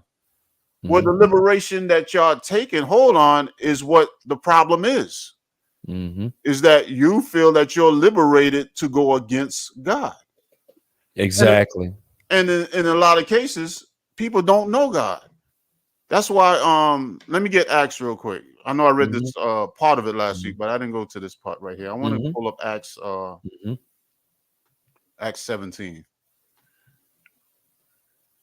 And this is, I'm gonna close out with this if you don't have nothing else. Yeah, I got a little something else. Okay. And then let me be quick. Acts 17, I'm just read 21 down to 23. Okay. I'll get it for you.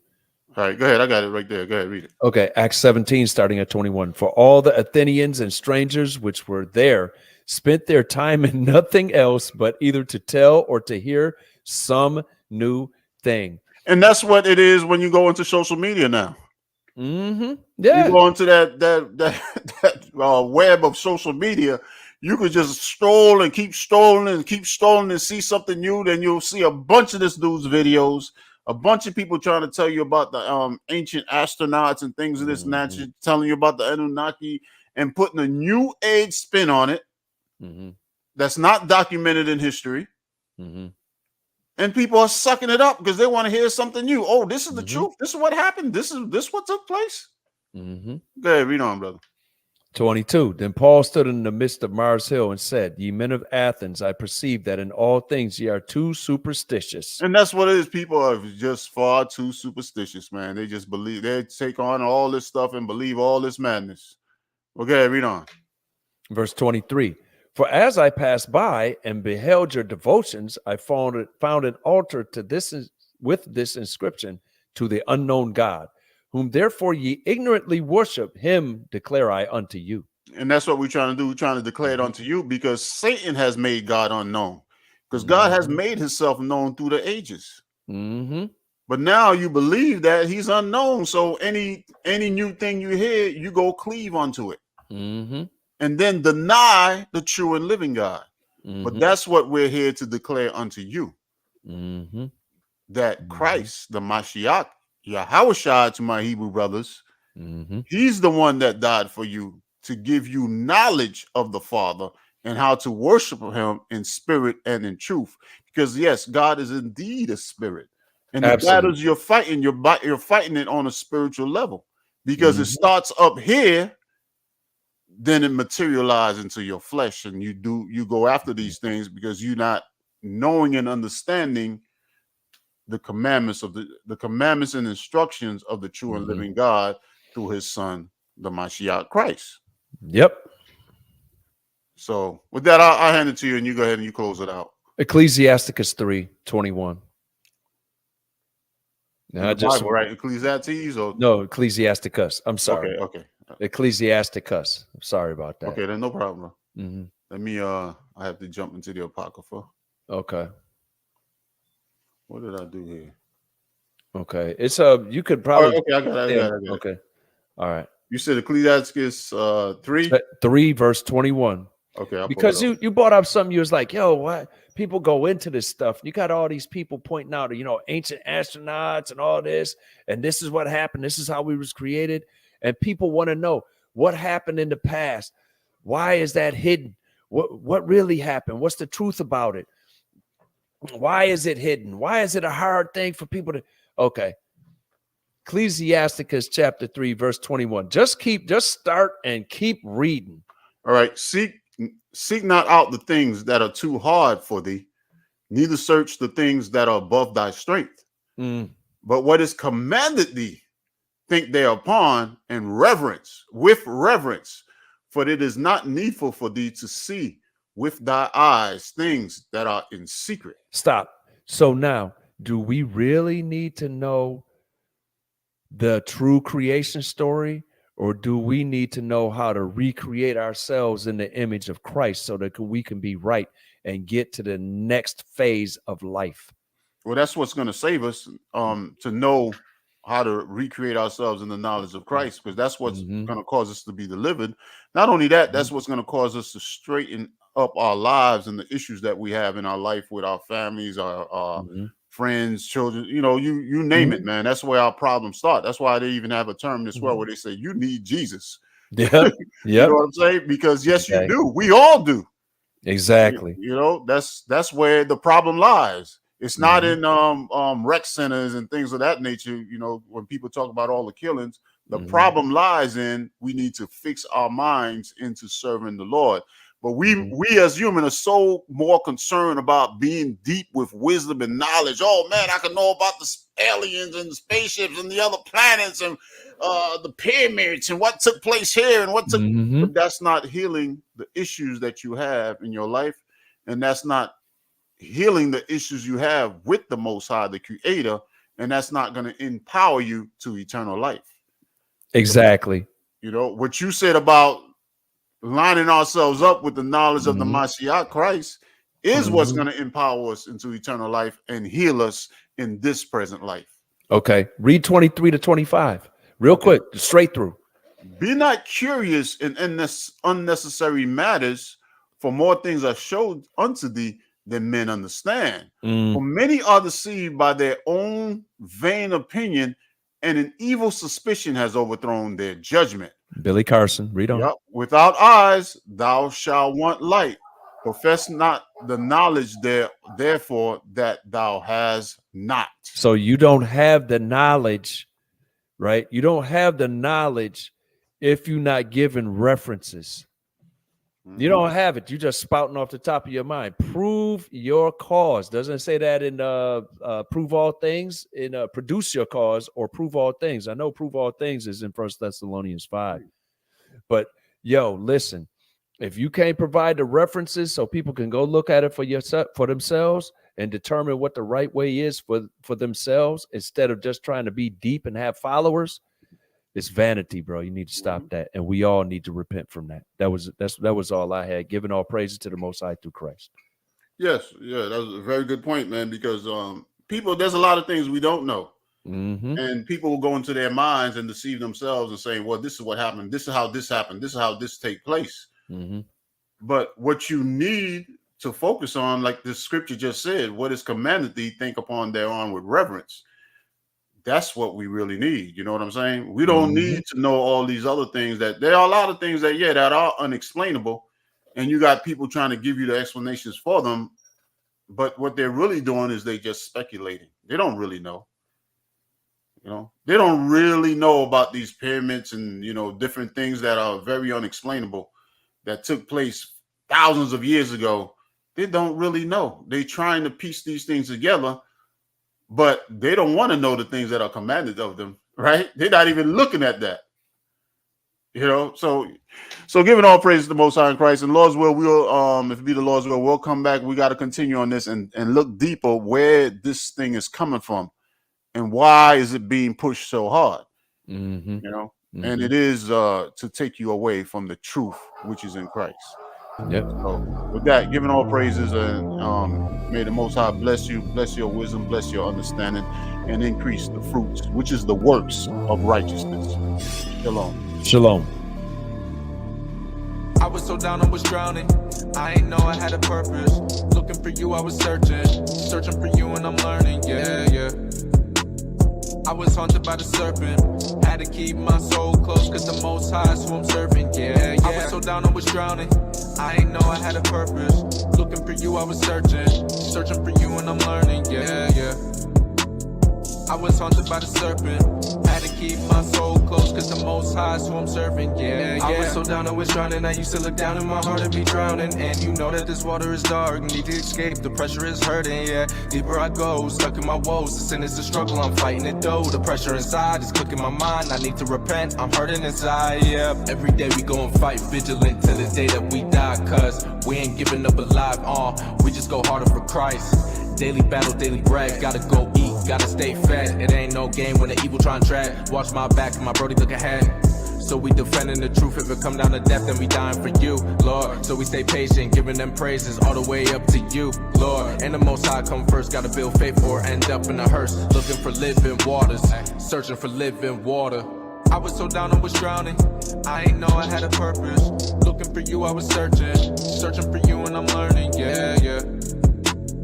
I was haunted by the serpent. Had to keep my soul close, cause the Most High is who I'm serving. Yeah. I was so down, I was drowning. I ain't know I had a purpose. Looking for you, I was searching for you.